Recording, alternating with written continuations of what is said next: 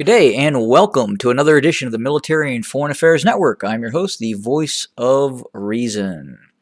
So, in today's Horn of Africa update, a couple of things I wanted to cover briefly. First, we are getting continued reports of fairly significant fighting taking place in and around the city of Hausen. Apparently, there continues to be a push by really both sides, the Tigrayan Defense Forces and the Eritrean Army, and possibly the Ethiopian Army.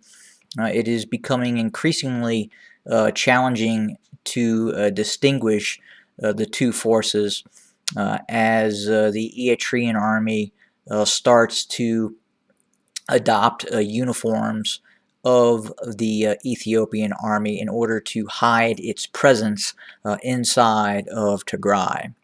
But again, both forces are positioning itself to maintain a presence in and around the city of Hausen, and this has led to some rather intense clashes around the city of Hausen.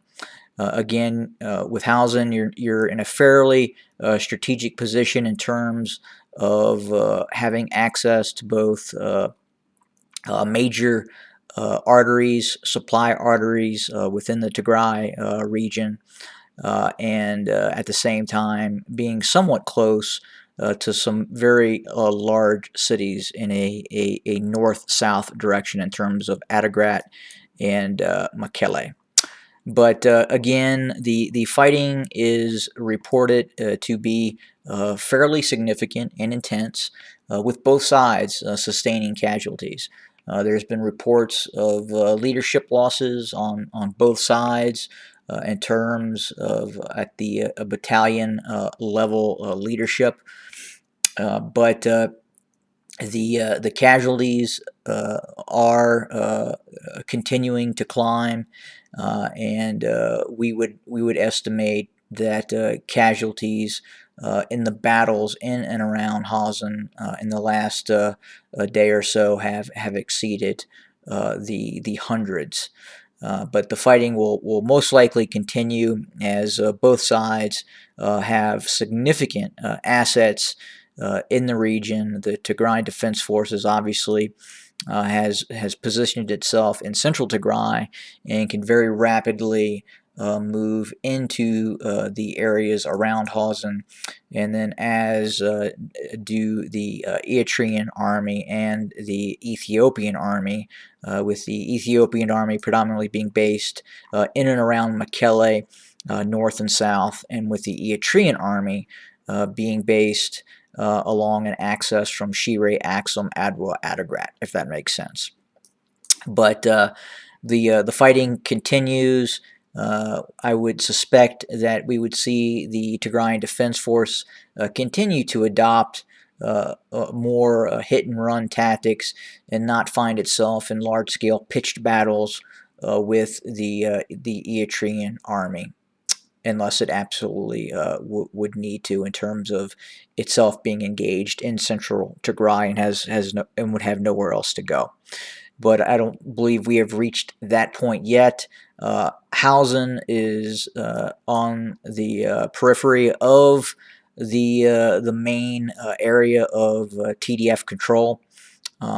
You would have to get farther into central Tigray to really say that the Eritrean army or the Ethiopian army has penetrated central Tigray proper.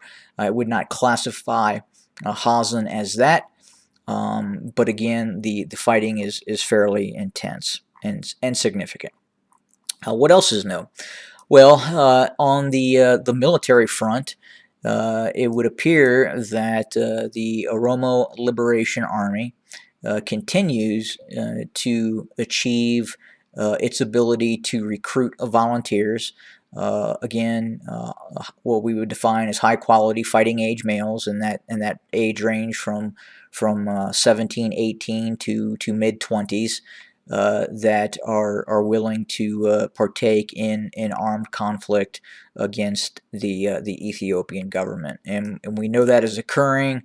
We have seen many video clips of the Oromo Liberation Army freely training.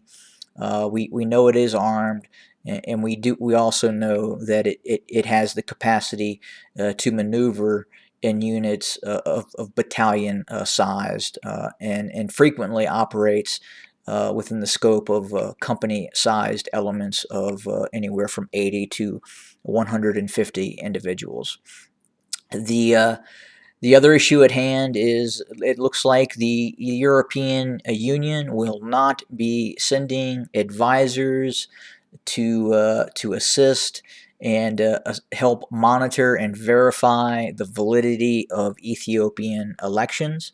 Uh, did not think that was going to take place anyway, and we're still unsure if there will be elections inside of Ethiopia, and if those elections occur. The people of Ethiopia may really be voting for one candidate, and that would be obviously Abiy Ahmed, who is operating as the junior partner to Isaias Afwerki. So many of the tactics and methodologies in terms of obtaining power and holding on to power that we have seen in Ethiopia, or I'm sorry, we have seen in Eritrea, are now being seen in terms of the Prosperity Party and how it is going to maintain power under Abiy Ahmed, who is quite possibly actually under Isaias Afwerki. But again, we will continue to monitor the situation and report as information comes in. Have a great day, everybody.